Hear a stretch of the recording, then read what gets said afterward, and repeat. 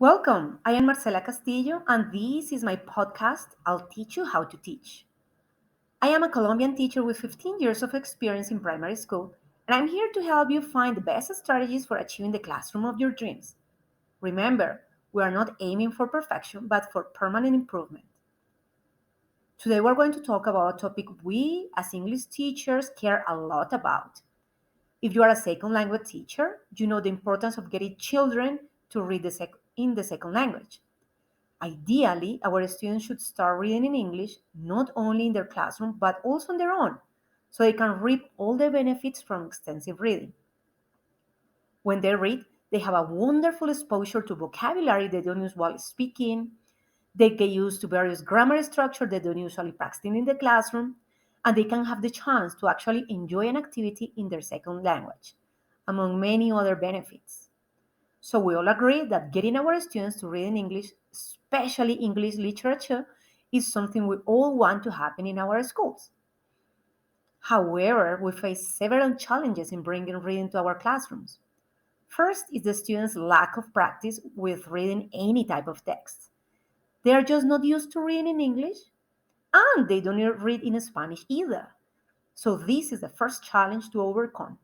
The second challenge is the large amount of new and known vocabulary they are going to find in English. So, in today's podcast, we are going to analyze different strategies to bring English literature to Colombian classrooms. But let's take a look first at our country. In Colombia, English is taught as a second language starting from primary school, and it continues throughout secondary education.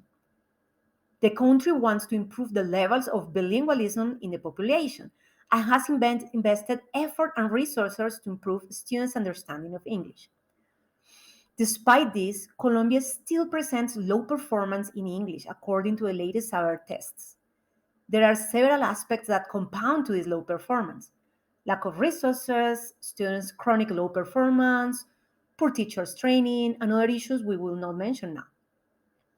So, if you are planning to introduce reading in a classroom, it is important to start keeping in mind some of the possible setbacks so you can plan accordingly and be ready for it. One of the biggest challenges is the perceived idea that reading is boring. Although changing this perception takes a while, a teacher can start making reading more engaging by incorporating multimedia elements, such as audiobooks, movies, plays, and all the materials that can be found regarding the chosen text. Using all these activities can improve students' understanding of the text because they have the chance to use the language in a wide array of activity.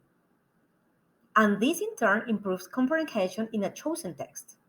Also, as a long-term strategy, the teacher can work with the families, encouraging them to start or continue the habit of reading at home. This can go a long way in improving children's attitude towards reading. Of course, this kind of initiative should guide parents to do it in a way that maximizes enjoyment of the reading time. Now that we're discussing how to make reading enjoyable, we might as well talk about how to make it a school. The most important thing, I believe, is to give children the choice of reading what they want. As an adult, you might have some ideas of what children may like, but it should be up to them to have the final say. Because the main thing is to engage children's will, their curiosity about the book. So we want children to recognize their tastes, to develop a sense of what they like reading. We want them to be interested from the very beginning, to say, I want to know more about this story. And that is not going to happen if you force your choice on them. I know as a teacher, it's going to be difficult to have each child reading a different book, but we can work with choice.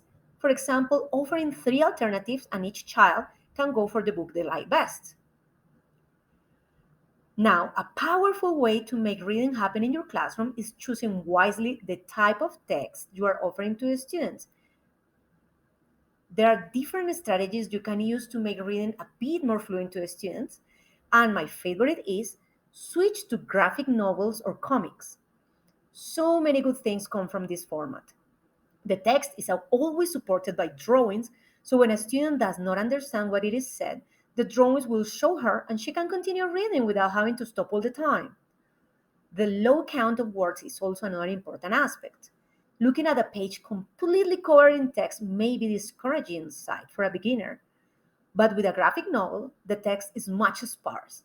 There is room to stop and to consider the drawings, and that different rhythm makes for a more pleasant experience. Last but not least, the topics. Since comic and graphic novels are associated with young readers, there is a great array of text to be found and they are designed to engage your young students. There is also great adaptation of classic English literature to comic format. I definitely believe that introducing students to the classics through graphic novels adaptation is the most efficient and positive way to do it. So, to sum it up, reading is a fundamental activity for acquisition and second language. So, give children choice in what they want to read to engage them in the story.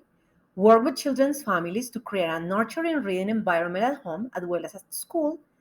And use graphic novels whenever possible to improve students' engagement. Learning a second language is a crucial activity for our children's education. Through English literature, we can foster love for reading as well as love for the English language.